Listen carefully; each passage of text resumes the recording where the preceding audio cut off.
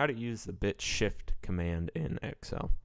So what it does, it takes a number and then shifts it by the number of bits you want to the left to give you that kind of binary or decimal number depending on what you enter.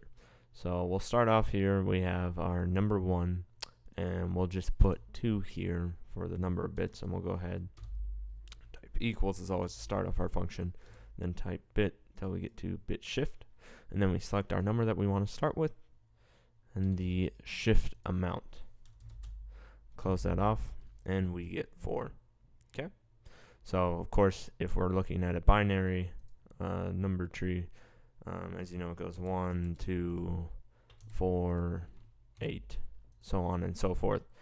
So by typing the 2, we start here and we go 1, 2. Okay, so if I type 3, the next number should be 8, as it is. And so that is how you use the Bitshift command in Excel.